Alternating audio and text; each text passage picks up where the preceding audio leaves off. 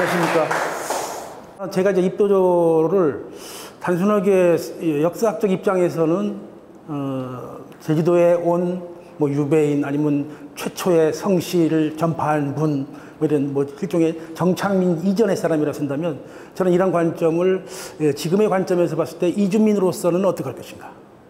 이주민은 아니었는가. 원래 모든 인류는 이주민이라는 사실에서 저는 출발을 했습니다. 물론 인류가 아프리카에서 지금 그 중앙아시아를 거쳐가지고 뭐 전 세계를 퍼졌지만 마찬가지로 꼭 입도주라는 개념은 유독 제주도 사람만 강조합니다. 왜? 섬이니까. 그럴 때 이주민은 그 당시 상황적 조건과 오늘의 조건은 다르지만 기본적으로 이주는 생존을 위한 것이고 더 나은 삶을 위한 것이고 새로운 삶을 갈구하는 겁니다. 그래서 오늘 이 관점은 비록 제만이 아니라 이 시대의 여러분들하고 같이 생각해 볼 관점이기도 합니다. 지금 제가 보면은 우리가 가장 제주도에 와서 우리 여러 선생님들이 느끼는 게 뭡니까? 유배인 문화 많이 했죠. 유배인 제일 많을 겁니다. 그리고 또 입도주에 관심 있거나 자기 결혼을 하거나 그다음에 집안에 무슨 일이 있으면 어떤 뭐 안내를 하거나 인사를 하거나 할 때는 성씨를 내세우면서 자기 집안에 좀 잘난 사람들 그리고 알려진 사람들을 이렇게 소개를 합니다. 그때마다 누굽니까? 저희 조상은 언제 낙향한 분이다. 이런 관점, 낙향. 그래서 입도조, 유배인, 낙향 요 개념은요, 제주도에서는 상당히 많은 사람들이 단어로서 활용하는 겁니다. 그래서 이것이 이 개념들이 제가 뭐 나름대로 했지만은 실은 더 면밀하게 주체의 문제, 누구의 관점으로 보느냐.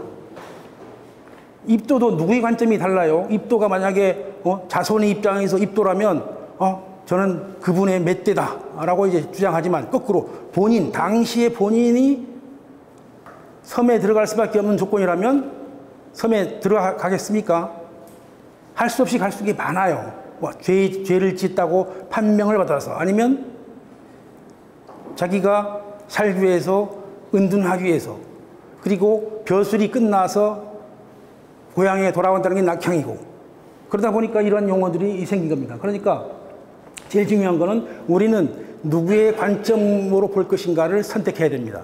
이건 제가 말해드리는 게 아니라 요 입도인, 유배인, 낙향인 만약에 있다면 누구의 관점으로 생각할 것인가. 아니 만약에 여기에 유배에 왔다가 돌아가려니 유배는 끝났어. 벼슬을 주니까 벼슬을 하지 않고 다시 안 가겠다 해가지고 여기 와서 정착해버려서 입도조가 되는 거예요. 고위 관직 출신이 비록 죄인이지만 제주도에 와서도 첩을 드릴 수가 있었습니다. 첩을 들어있으면 두 가지 장점이 있습니다. 하나, 열심히 밥, 음식, 빨래 전부 해줘서 배순 19명을 해줘서 행복하게 하는 거. 두 번째, 성적인 겁니다. 그러면 죄인인데 여기 와서 맘대로 여인이 있고 다 성적인 까지 다 하고 아기까지 낳아서 키우면 이게 이 세월이 잘 가지 않겠습니까? 지루하겠습니까? 감옥살이처럼.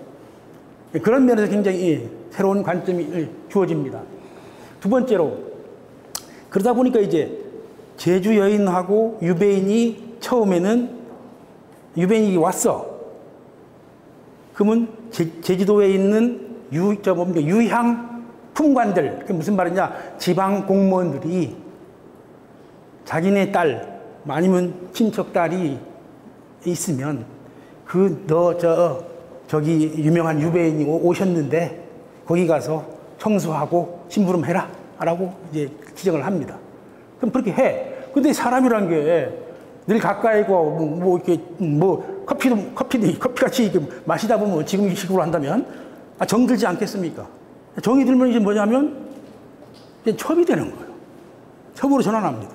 그럼 이게 굉장히 그 지역 품관들 같은 게 지역 지방 공무원 입장에서는 굉장히 손해 같지만 실은 서울에 진출할 때에 좋은 좋은 백그라운드가 된다는 면에서 그게 굉장히 많았었습니다. 그러니까 고위관직이 유배에 오면 좋은 조건으로서 그러한 그 유배인 삶들이 굉장히 풍요로웠고, 또 하나는 거기에 방문하는 사람이 많습니다. 문안 온다거나, 그 다음에 기본적으로 현감이나 제주 목사도 직급이 그 유배인보다 낮아요. 그럼 오면 거꾸로 많은 음식을 갖고 대접을 합니다. 그러니까 여기는 섬이고 한양과 멀리 떨어져 있기 때문에 여기서 가장 힘센 사람은 누굽니까? 목사와 현감이 된다는 이 사실에서 기본적으로 이 섬이 갖고 있는 이 유배인들의 삶은 대개가 고위관직이기 때문에 좋은 특혜를 받았다고 생각합니다. 유배인이든 낙향인이든 입도자라고 이런 이 용어들이 거기에 준 모든 개념은 이주민, 즉 이주한 사람들. 자, 이주해볼게요. 다른 곳으로 옮겨와 산다. 이주는 새로운 삶을 이동하는 것이다. 그래서 그 입도자를 이주자로 본다면 정치적 이유로 온 조상이다. 그랬을 때 낙향한 조상이 있고, 또는 그 낙향 조상이 주로 이 정치적인 염증 느껴서 은둔 자로 살아갑니다. 그러니까 어디 많이 살아요? 가장 고려시대나 조선 초기에는요, 온 분들이 이 제주 목관화를 멀리 떨어진 먼 쪽에 삽니다. 가기 힘든 곳. 자, 가시리도 거기 가 있죠. 함덕리도 그렇죠. 저 한동리, 김영 뭐 이런 데 쪽으로는 여기 바로 관덕정 있는 목관화에서 멀어지는 쪽으로 그 이주를, 즉 유배인들이 은둔을 선택하는 겁니다. 그다음 베스치의 자손. 이 좀 슬픈 게 하나 있어요. 이럴 때 이제 그 또 하나의 쟁점이 나오는데, 여성이, 그러니까 제주도 여인이 유배인의 현지에 첩이 거기에 탄생한 아이들은 어떻게 할까? 그래서 동계 정원의 사례는요, 아이를 놔두고 호적에도 원래 안 올렸었습니다. 그래 나중에 그 집안에서 호적에는 안 올릴 때 다른 저서에 올라오고 한창 후에야 그 족보에도 이제 제주 여인을 일종의 첩으로 대접을 했습니다. 그다음에 또 한 사례는 뭐냐면, 여기에서 나와서 가지 않은, 놔두어 버린 자손이 입도조가 되는 사례입니다. 유배가 풀려가지고 벼슬을 줘도 가지 않는 사례가 있습니다. 그게 한천입니다. 가실이 한천입니다. 그러니까 그 한천은요, 제주도, 내가 여기서 그 쟁점이 또 하나 있어.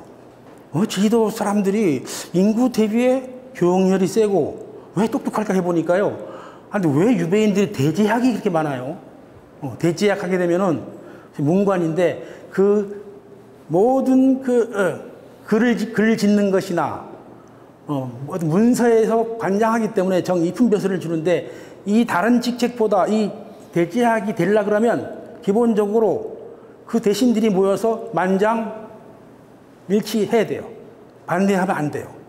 그래서 고려시대 말에 생기지만 대제학 벼슬이, 그래서 대제학도 이 제주도에는 급 출신들이 많이 있어서 자손들 자체가 아니 공부를 잘하지 않냐라고 생각하는 게 이 유배인 하면서 느낀 점입니다. 그래서 이제 어쩌면 과거와 현재를 잇는 내용이에요. 자, 인류는 모두가 이주민이다. 생존의 지평으로 인류 역사는 이주의 역사다. 그리고 정착은 일시적인 이거다. 그러니까 이사 가는 거다. 아니, 이사 안 갑니까? 지금 여기서 이사 안 간 사람 어디 있어? 집 좋은 거 나오면 더 큰 집으로 가고, 조건이 좋으면 좋은 직장으로 가고, 집을 옮기잖아요. 이주는 결국에는 이거들의 반복이에요. 집을 옮기는 것들이 반복인데, 보다 이주는 더 멀리, 더 좋은 목적으로 가기 때문에 그런 그 본질을 이거와 이주는 같다고 봅니다.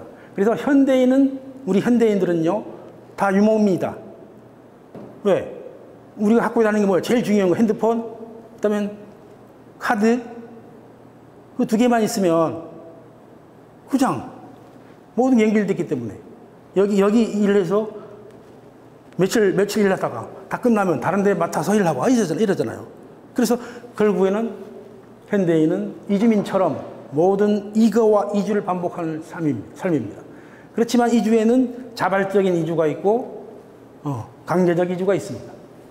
자발적 이주는 삶을 위해서 이제 노력하는 거라면, 강제적 이주는 앞으로 더 심각하게 생기는 겁니다. 강제 이주는 뭘까요? 전쟁, 기후 변화, 그 다음에 분쟁, 개발 이주. 그리고 우리 한국 같은 경우는 70년대 굉장히 그 이주가 많았습니다. 개발 이주가 많았는데 그 이유는 댐 공사, 농촌이 변화하면서 도시화되면서 다 떠나게 하는, 도시로 떠날 수밖에 없었던 것.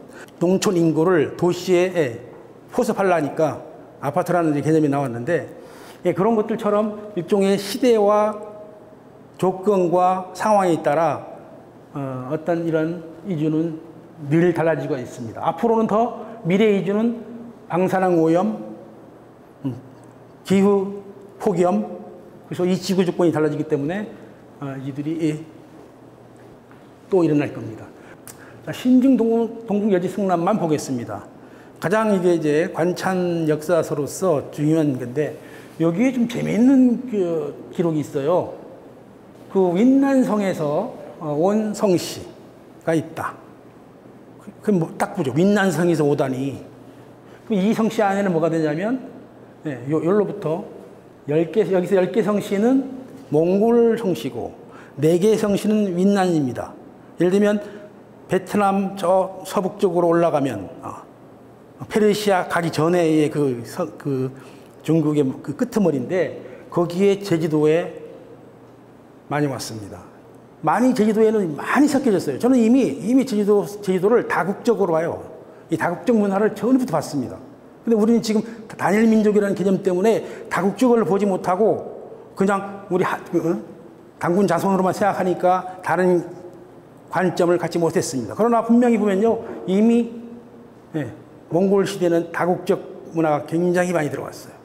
그리고 또 이것만 있나요? 흘러온 사람들, 해류 따라 표류하신 분들, 베트남, 필리핀, 오키나와, 그다음에 하이난, 그다음에 전 남중국에서 많이 왔었는데, 이게 그냥 아니잖아요. 갈 수 있는 조건이 있다면 가겠지만 못 간 사람도 많아요. 그다음에 지나가는 포로를 싣고 가는, 지나가는 노예를 싣고 가는 배들도 1800년대에 초에 제주도에 왔었습니다. 그래서 실제 기록에는 3명의 필리핀 흑인이 제주도에 정착했습니다. 그래서 그런 부분도 간과하지 마시고, 어차피 지구는 하나이기 때문에 그 하나 속에서 섞인다는 것은 점점 과거에도 있었고 앞으로도 있었고, 또 섞여야만이 새로운 문화가 창출되고 이게 강해지는 겁니다. 자, 강령이라는 사람, 태조 이성계의 계비 신덕왕후입니다. 자, 태조 이성계는 정실 부인이 있었습니다. 신의왕후라고 있었습니다. 신의왕후. 그 신의왕후는 사실상 이성계하고 함흥에서부터 같이 살았고, 실제로 그 당시 고려시대에 조선 들어오기 전이니까 고려시대 말이기 때문에 이성계는 부인이 법적으로 2개 있어야 돼. 2명. 하나는 향촌 부인이 있어야 되고, 하나는 또 서울 경처가 있어야 됩니다. 향촌의 부인과 서울의 부인이 있어야 법적인 겁니다. 그래서 향촌의 부인은 지금 신의왕후고, 그 이방원의 어머니입니다. 어머니고, 6명의 형제를 낳고 2명의 공주를 낳지만 이방원이 거기서 나왔고, 그래서 이 계국을 못 받습니다. 조선 계국을 못 보고 돌아가시고, 그러니까 계국을 하니까 계비인 신덕 왕후가 이제 그 뒤를 이어서 황후가 됩니다. 그러니까 이방원은요, 그 처음에는 계비한테 굉장히 우호적이었고, 자기 계모 아니겠습니까? 따지면 양엄마인데 잘 해보려고 했는데, 실제로 신덕 왕후는 자기 아들을 왕위로 물려주려고 정몽주하고 이렇게 협잡을 하다가 이방원의 그걸 알았습니다. 그래서 이방원은 정몽주를 죽이고 그다음에 왕자 1, 2차 왕자난을 겪어서 자기 모든 동생 형을 다 죽이고 그 자리에 차지하는데 그래서 거기 사촌 오빠 강령이라는 사람이 그래서 이 강령이란 그 왕후의 집안들이 완전 작살나요. 다 유배를 가고 이렇게 하는데 이 당시에 강령은 전라감사였는데 지금 이치로 본다면 종 이품이면요 지금 장관급입니다. 지방 장관이죠. 그러니까 장관급인데 그런 분도 이제는 상당히 하루하루가 공포스러운 거야. 이방원이 굉장히 그러니까 영화 많이 봤잖아요. 굉장히 과격하고 무신으로서 용서하지 않는 웬만하면은 그냥 피해갈 수 없는 그런 무서운 어떤 일을 한 게 조선인데 그 이후에 이 전라감사 이 강령도 몸을 피해서 제주로 온 겁니다. 강씨를 보겠습니다. 여기 강씨라면 신덕 왕후입니다. 원래 여형은 강씨라 그래요. 시자로 해요. 그럼 남성이라면 강공이라 하겠죠. 이 표기들입니다. 조선시대는 남자를 공이라 그러고 여성을 씨라 그럽니다. 그래서 강씨라 그러면 신덕왕후라면 본관은 곡산. 강운성의 딸이고 조선 건국전에 그 대신 그러니까 정신이 돌아가시니까 후실로 이제 계가 돼서 다시 조선 왕조의 첫 번째 공식적인 왕후가 됩니다. 지금 보세요. 신의 왕후는 돌아가시기 전에 낳은 자식이 6명. 6명이죠. 그러면 둘째가 정종입니다. 제일 큰 아들인데 그 몸이 좀 약하고 그래서 나중에 이방원한테 다 그 정권을 넘겨주죠. 그 다음에는 다섯째가 태종 이방원입니다. 그래서 이 조선 왕조에서 이방원의 그 피해 바람은 조선 왕조의 내내 컴플렉스예요. 기본적으로 툭하면 쿠데타 많이 일어났죠. 세조가 그랬고. 그 다음에 그런 많은 악독한 그 왕들이 나온 게 마치 DNA처럼 이씨 왕조의 어떤 그런 아픔이 이방원을 통해서 이제 나오는 것 같은데 그렇지만 그 잔혹하기가 상당히 그다음 신덕왕후 강씨는 지금 강씨는 누굴 낳았냐 2명의 왕자를 낳았어요. 방범과 방석. 그다음에 경순공주라고 이제 공주가 하나 있는데 그런데 신덕왕후의 낳은 아들이 좀 별론가 봐요. 이게 역사 평가는 저기 보면은 방범은 광패하고란 말이 뭐냐면 정말 우리가 말하는 좀 속된 말로 우리가 말하면 아주 말괄량이고 그다음에 방석이 그래도 조금 낫다. 그래서 방석을 세자로 삼으려고 했는데 기본적으로 그걸 용납하겠습니까? 특히 용납 못한 사람이 누구예요? 태조 이방원이에요.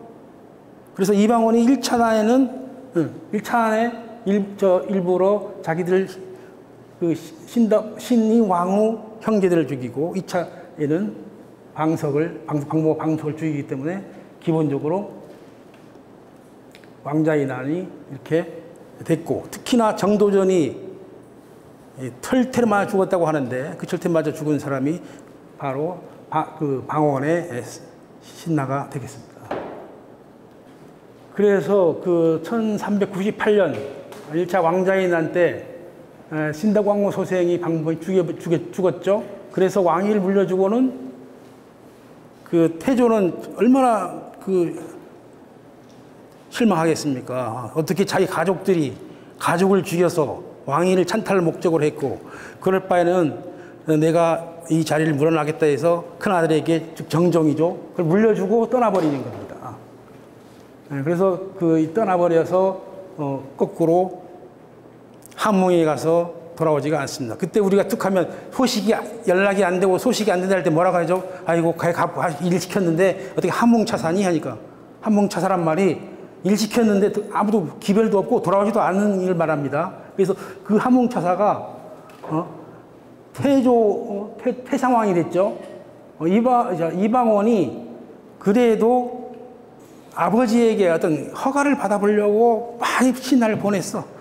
정종 또한 아버님 방원이한테 물려주겠습니다. 막 올렸어. 근데 아무도 신하들은 돌아오지 않았습니다. 그래서 함흥에 간 사신들은 돌아오지 못한다 해서 뭐 우리 일상에서 일시켜서 소식도 없고 어디 간지 모르는 사람들 보고 아이고 함흥 찾아라고 하는 게 여기서 나온 겁니다. 이방원이 자기 계모인 계비인 신덕왕후가 자기를 살리할 걸로 아는 순간 그때부터 복수가 시작됩니다. 복수가 시작됐습니다. 그래서 그 거꾸로 신덕왕후가 아예 죽으니 그 죽은 것마저도 죽은 시신마저도 옮겨버렸고 그다음 거기에 성물마저도 어떤 다리에 병풍석 같은 거 다리에 그 성물로 써버려서 상당히 윤리적으로 나쁘게 보이는 것들을 많이 했습니다. 그래서 그 이방원은 철저하게 신덕왕후를 그 집안을 말살하려고 노력했습니다. 자, 강령은 무관 출신이지만 명문가 집안에서 태어났기 때문에 여러 가지로 뭐 그 왕가의 가족들 아니겠습니까? 그러다 보니까 좀 굉장히 좋은 조건에 살았습니다. 그래서 그 강령의 이제 이방원으로부터 고생한 거는 관직도 빼앗기고 여기 와서 숨어 살다시피 했는데 죽으니까 돌아가시니까 강령의 무덤을 차릴 수가 없었어요. 여기 나와 한번 보세요. 1929년에 지관 김달원이라는 사람이 강령의 묘를 추측해 찾았습니다. 그 후에 여기 보면 누구 나오냐면 강용범이라는 사람의 이름이 나와요. 1937년 방묘 앞 제재를 파헤쳤다. 무슨 말이냐? 무덤을 묻으면요 제재 앞에 지석을 묻습니다. 지석이 뭐냐 또 그러면 이렇게 흙판에다가 글을 써난 다음에 구워지면 안 썩잖아요. 가장 오래가 남습니다. 지석이 굉장히 소중해요. 지금 백제 시대 지석도 많이 남아 있습니다. 그 정도로 오랜 세월 동안 썩지 않으니까 그 지석은 소위 그 사금파리로 된 도자기로 된 글씨를 발견해서 이것이 강령의 무덤이다라고 했고 그 무덤에 지석 쓴 사람이 기건 목사입니다. 이 기건 목사는 제주도에 왔던 아주 명현으로서 특히나 일반 백성들에게 피해를 안 주려고 전복도 안 먹고 검속에 살았던 아주 유명한 분이고 그럼 또 최초로 기록에 의하면 제주도 사람들은 그냥 옷만 입은 채 묻어버렸지만 이분이 유교적 장법 옷을 다 입히고 죽음의 옷을 입히고 장법을 예의를 갖춰서 한 분 시작이 기건 목사입니다. 상당히 중요한 분이에요. 남한 홍씨를 보겠습니다. 홍유선이 무덤. 원래 홍유선은 입도조가 아니고 입도 5세입니다. 그 전에 봐야 될 분이 홍윤광입니다. 홍윤광의 부인은 전주희 씨. 그리고 개국공신 중에 개국한 이성계의 3자 이방의 딸. 즉 이제는 뭡니까? 부마죠, 부마. 왕실의 남자가 됐습니다. 국민왕 23년에 홍씨 집안 홍윤이라는 사람이 있어요. 그런데 여기에 등장하는 사람이 누구겠습니까? 바로 공민왕 암살 사건에 연루됩니다. 공민왕은 처음에는 총명했지만 신망이 있었어 백성들한테. 그러나 노국공주가 죽으니까 매일 슬퍼가지고 술과 폐락질로 그 민심이 잃었습니다. 그러니까 신도를 믿어가지고 신도하면 유명한 우리가 요승이라고 하지만 상당히 전권을 주니까 얼마나 좋겠습니까? 정권을 주면은 요즘도 마찬가지지만 스님이든 목사님이든 정권을 주면은 다 변해요. 지금 현재나 당시 공민왕 시대나 다를 게 없어요. 신도한테 정권을 맡겼더니 당연히 정사가 안 좋을 수밖에 없어요. 그래서 모든 걸 신도한테 맡기니까 다 말하는 대로 해주니까. 자, 토목의 역사 제일 어렵잖아요. 개발공사죠, 공사를 일으키고 못된 젊은이라고 음란한 행위를 하고 그리고 무시로 술주정을 부리고 측근 신하를 부타하고 누구 있고 싶겠습니까? 그다음 후사가 없음을 걱정해. 그냥 불안하잖아요. 노공주가 먼저 죽어버리니까 후사가 없어. 아들, 딸이 없으니까 불안하는 거죠. 그래서 아무나 사람의 아이를 데리다가 자기 아들 양자같이 만들어버리고, 이런 해서 홍윤광의 집안이 그 홍윤이라는 사람이 이렇게 공민왕 암살 사건에 연루돼 가지고 도피를 하게 된 겁니다. 그래서 그 홍윤광은 숨어 지내죠. 홍중광, 홍계광, 홍숙광 네 형제는 숨을 곳을 찾아가지고 흩어져 버렸습니다. 이때 홍윤광이 깨달은 게 하나 있죠. 생사의 길이란 아무리 권력이 있고 아무리 잘나도 잠깐의 찰나에 불과하다. 무섭다는 거죠. 그러니까 제주도 분들이요, 혹시 제주도 분들이 거의 다 제주도 분들이죠. 제주도 분들이 심리적인 구조가 하나 있어요. 제가 볼 때 이거라고는 볼 수는 없습니다만은 이게 많이 연관되네요. 심리적인 구조가 뭐냐면 그 깊숙이 해도 자기 발을 뒤높은 게 아니라 계매란 말 있죠. 계매이 딱 단정 짓고 판단 내리는 게 아니라 유보하는 것. 정확히 판단해야 되는데도 유보해서 뒤로 빼지는 것. 그래서 눈치를 보다가 상황에 따라서 결정 내리는 것. 이런 게 있습니다. 함부로 판단 못 내립니다. 바로 이러한 유배인들의 이런 속성들이 굉장히 많아요. 그래서 생사의 길이 잠깐의 찰나이라는 걸 깨달은 순간 이제 가족들에게는 형제에게 당부를 합니다. 서로 각각의 신분을 숙이고 개경에서 멀리 떨어져 살며 어디에서 어떤 일을 하더라도 다시는 개경에 돌아오지 말며 아예 벼슬길에 오르지 말라. 특히 제주도 역사서의 기록에 뭐가 나오느냐? 제주도 사람은 서울의 벼슬을 좋아하지 않는다. 이 보세요. 개경이 서울이잖아요. 고려의 서울. 하지 말래. 자기네 가족들은 절대 가면 안 된대. 왜냐면 이런 음모에 휘말리고 역적의 일순간에 있었기 때문에 얼마나 그 무서운 일이었겠습니까? 그래서 자기네 가족들에게는 유언처럼 이렇게 말한 겁니다. 자, 그럼 홍윤광은 제주도에 입도했는데 당시 누구 있었냐? 아들 천보, 홍천보, 홍순자, 홍중선, 홍처지가 있었는데 5명인데 그 홍유성과 처지의 아들 중이, 그러니까 홍중이란 말이죠. 홍중이 제주에 그대로 남아있어가지고 오늘날 남양 홍씨 계보가 있습니다. 그래서 홍윤광 입도 후에 이 홍윤광은 어디 간지 몰라요. 지금 서울 떠났는데 몰라고 지금 남아있는 게 홍효선 자손 묘밖에 없기 때문에 그 묘를 통해서만이 남양홍 씨가 계보를 이루어졌구나라고 하는 것이고, 그러다 보니까 남양홍 씨는 오늘날 제주도 명문 집안으로서 특히 여성들 굉장히 제주도 말로 요망지기로 알아주는 집안입니다. 이게 한천의 방면을 보겠습니다. 한천. 이 한천이라는 사람은 생몰연대가 미상입니다. 이 말은 무슨 말이냐? 언제 난지도 기록이 없고 언제 돌아가신지도 기록이 없습니다. 그래서 고려 개국 당시 그 집안은 한란이라는 사람의 10대 손이라 그랬는데, 유배 한천도 원래 회유책을 썼어요. 이성계가 한천 만나고, 야, 너 나하고 일하자. 그리고 너 벼슬이 뭐였지? 고려시대 대제약이었습니다. 그러니까 대제약? 그럼 내 조선에서 대제약 줄게. 근데 싫습니다 해서 유배 아닌 유배에 왔고 정의연이 지금 가실에 왔습니다. 그래서 이분도 이 청주 한씨 집안도 이런 바탕에서 나왔기 때문에 나중에는 면함, 최익현, 이분도 상당한 분이잖아요. 나중에 한일 합방과 관계돼서 일본에 저항한 이런 사람이고 상투도 안 차렸지만 이런 분이 가장 존경하는 불사 이군, 어찌 내가 두 임금을 섬기겠느냐는 이런 정책들을 해서 이 한천을 추앙하게 된 겁니다. 그다음에 이세번. 이세번도 이분은 또 더 독특해. 이게 제일 우리 조선사에 굉장히 의리와 절조와 모든 것이 가져 있습니다. 그 다음에 진실과 이런 사람이에요. 이세번이라는 사람이. 자, 한번 보겠습니다.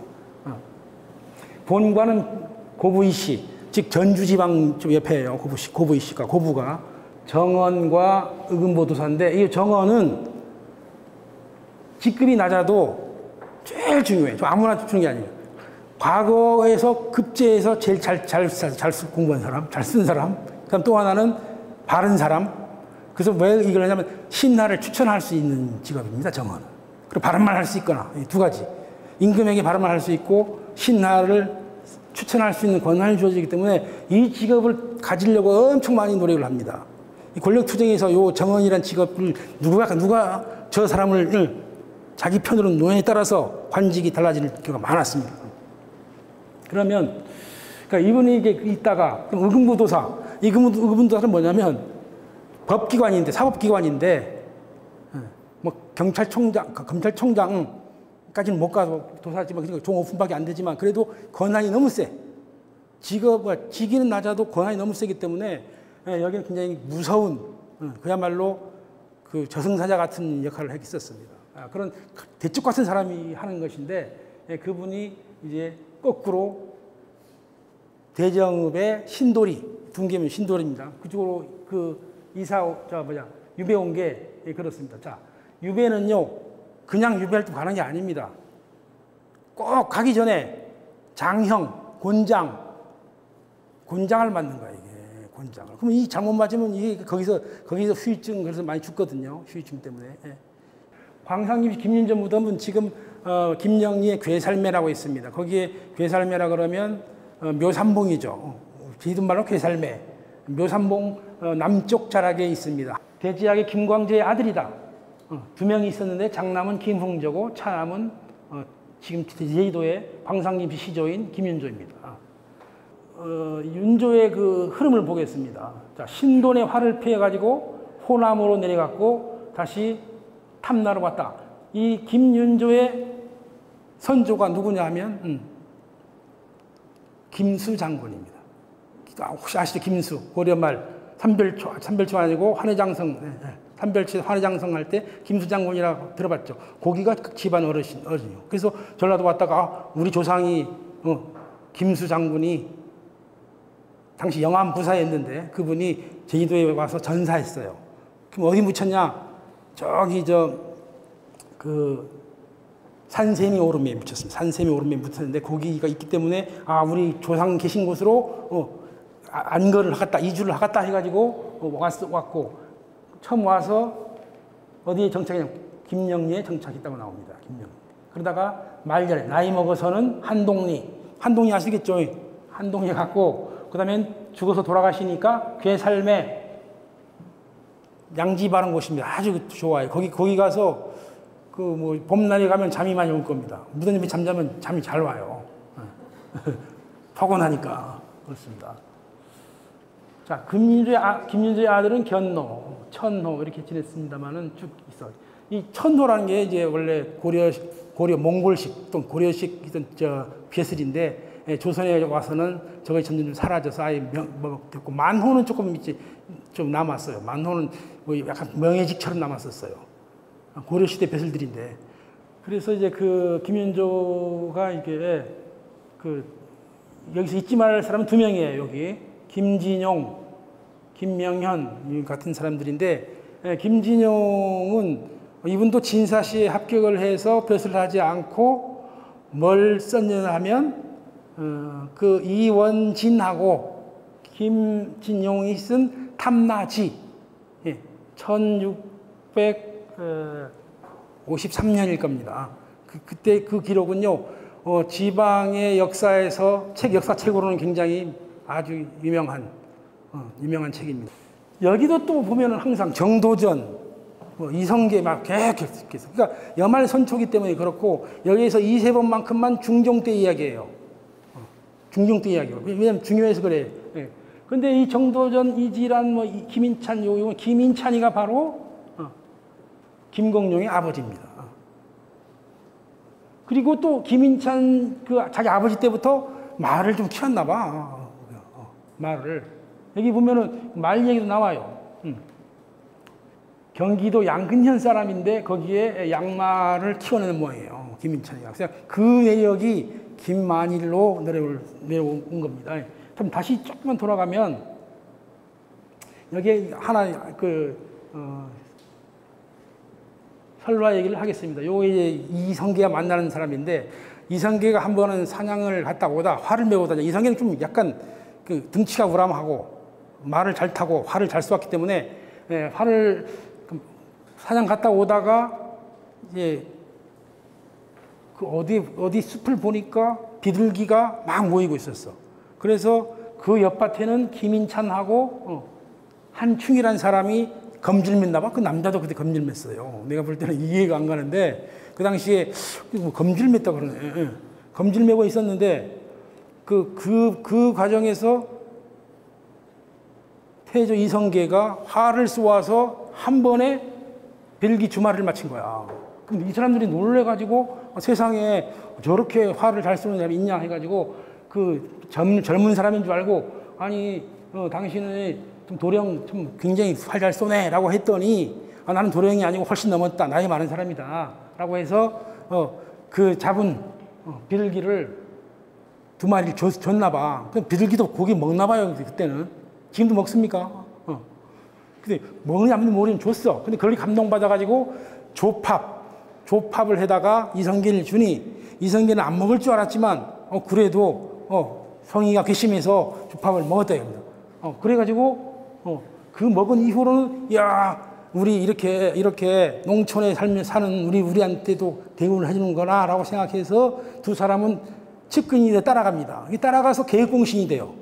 아주 중요한 말이죠. 계획공신이 되는데, 나중에는 제주도에 제주도 지관이라는 벼슬도 했다 그러는데, 이것도 사양하고 그 김검룡이 지금 은거를 해버립니다. 지금 김검룡 무덤은 어디 있느냐? 세화지경에 있습니다. 김검룡 무덤은. 그러니까 이 무덤은 아무것도 안 같지만, 무덤이 없더라면 이런 역사도 안 나와요. 그래서 김검룡은 그 오조리에서 정착을 하고, 그 자손이 모여서 7대는 김만일공입니다. 그 김만일공의 아들은 김대길이 감목관으로 세습을 하게 되고, 그다음 김만일은 오이도 총관이라고 하는 무관직으로서 최고의 그 무신이 됐었는데, 약 3개월 만에 내려왔어요. 그 이유는 서울 신하들이 제주도 사람한테 고위 관직을 주니까 괴롭혔어. 지금 제주도의 신화나 설화 중에 많은 부분이 그겁니다. 제주도 사람이 열심히 갔는데, 공 세우고 갔는데, 고작 벼슬로 안 주고 쌀로 주거나 배로 주는 거, 옷감으로 주는 걸로만 끝나는 겁니다. 그러니까 대개가 그 차별인데, 지방 차별이 심해서 지방에서 고위관직을 오게 되면 괴롭힘이 많았고, 특히 김만일공 같은 경우에는 상당히 500필이라고 하는 거대한 그 말들을 그 중요한 시기에, 임진왜란 시기 전후로 해서 굉장히 중요한 시기에 들었는데, 그러한 걸 합당하게 받음에도 불구하고 그 주변의 신하들은 모두가 쌀하고 옷감으로 주라고만 하는데도 광해군은 과감하게 헌마공신이라는 이름으로 오이도총부 도총관을 만듭니다. 종이품이에요. 그 후에 김만일 집안은 대대로 감목관 하다가 이제 그 구한 말에 그 감목관 이제 폐습되는 바람에 이제 오늘 사라졌지만, 그래도 김만일 집안 땅이 상당히 그 많았었습니다. 그랬고 제주도 최고의 그 재벌이었고, 또 하나 김만일 집안의 시집간 여자분들은 상당히 그 행복했다고 생각해요. 왜? 거기에 노비들이 많아가지고 옛날에 도와줄 게 많았고 상당히 그랬습니다. 그러니까 기록에 의하면 김만일 집안의 사위가 되고 싶은 제주도 남자들이 많았다고 합니다.